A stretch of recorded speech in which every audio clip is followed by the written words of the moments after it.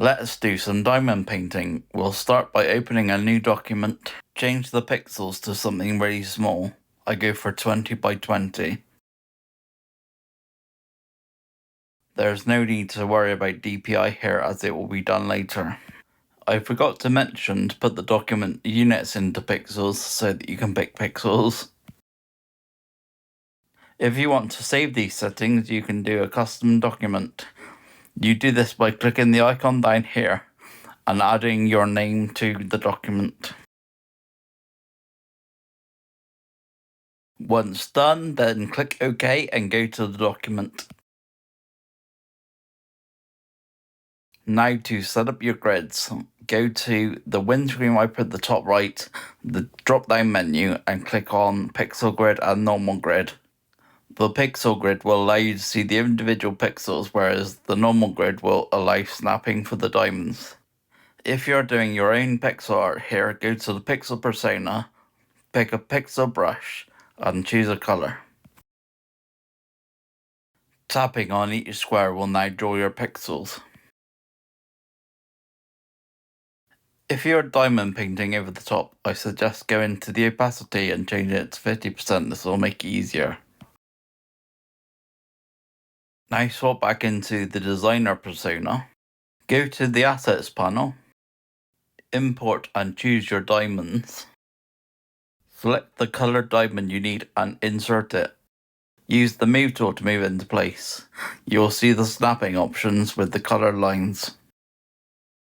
If you need a custom color that's not in the kit, go into the layers panel into the group of the object and select the recolor adjustments icon. Now use the hue, lightness and saturation to get the correct color.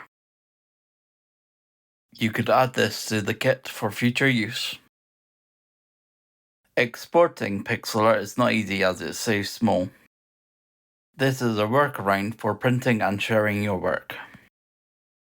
Put all the diamonds in your diamond painter into a group.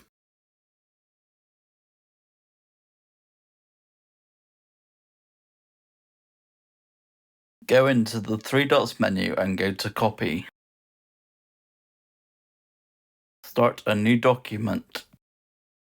I use my custom 4000 by 4000 pixel document.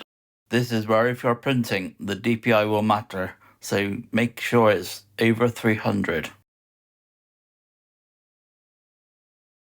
Press OK to open your new document.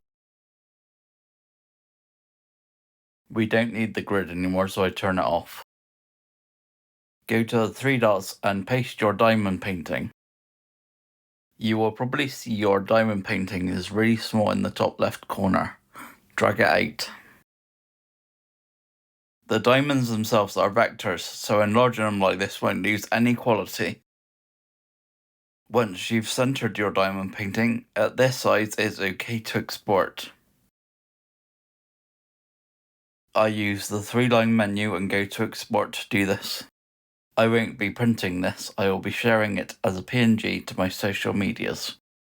I choose Save Image to go to the camera roll. Here's a collection of me doing some diamond painting.